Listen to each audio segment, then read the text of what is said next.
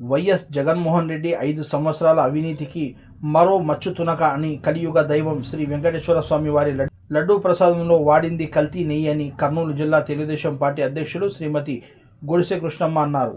కూటమి ప్రభుత్వం అధికారంలోకి వచ్చిన తర్వాత ఈ విషయమై చేసిన విన్నపాన్ని మన్నించిన సుప్రీంకోర్టు సీట్ దర్యాప్తుకు ఆదేశించగా సీట్ ఛార్జ్షీట్ ద్వారా బట్టబయలిందని, దీనిపై జగన్కు వ్యతిరేకంగా ఈరోజు కర్నూలు జిల్లా తెలుగుదేశం పార్టీ అధ్యక్షులు కృష్ణమ్మ ఆధ్వర్యంలో ర్యాలీ నిర్వహించడం జరిగింది.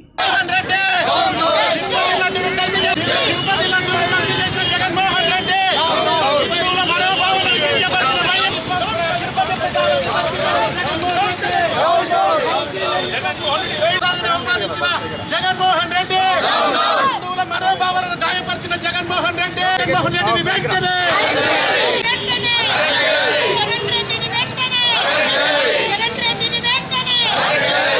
వైసీపీ వాళ్ళు గత 2 రోజులుగా వాళ్ళు కల్తీ జరగలేదు, చంద్రబాబు నాయుడు గారు అబద్ధం చెప్పారని చెప్పి వాళ్ళు పేటీఎం బ్యాచ్ తీవ్రంగా మా పైన విరుచుకుపడుతున్నారు.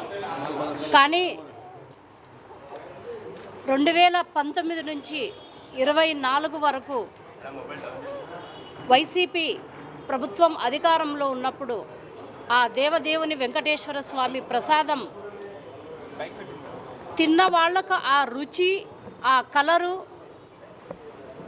ఆ లడ్డు స్ట్రక్చర్ అంతా కూడా తెలిసి ఉంటుంది ఏ విధంగా ఉంది అని. చాలామంది అప్పుడే ఎందుకు లడ్డు ఈ రకంగా ఉంది, చూడ్డానికి కూడా ఒక రకంగా ఉంది, బాగాలేదు, స్మెల్ కూడా బాగాలేదు, టేస్ట్ బాగాలేదని అప్పుడే ఎన్నోసార్లు హిందువులు అనేక మంది కూడా అనుమానం వ్యక్తం చేశారు. మేము కూడా అప్పుడు ప్రతిపక్షంలో ఉన్నప్పుడు దీనిపైన కూడా అనేక సందర్భాల్లో మాట్లాడడం జరిగింది. కానీ అధికారంలోకి వచ్చిన తర్వాత దీనిపైన సిట్ విచారణ చేసినప్పుడు వైసీపీ ప్రభుత్వం జగన్మోహన్ రెడ్డి గారు చేసినటువంటి మోసం, ద్రోహం బయటపడింది.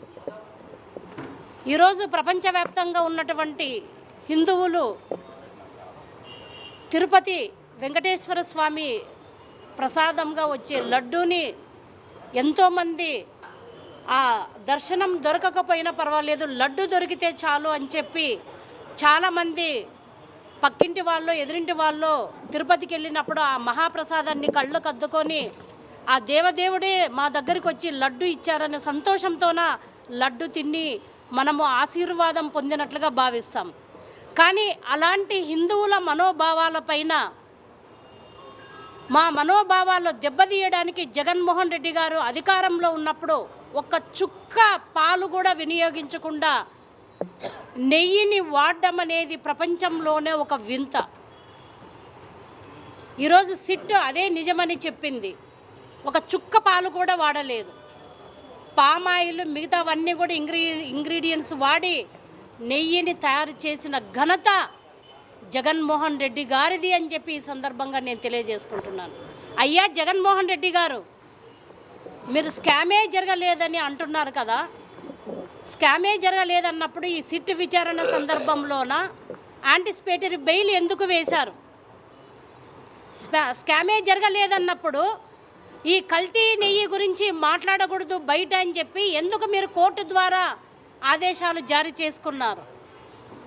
స్కామే జరగలేదన్నప్పుడు మీరు ఎందుకు బ్యాంకు ఖాతాలు ఇవ్వకుండా ఫ్రీ చేయాలని చెప్పి మీరు ఎందుకు మాట్లాడారు?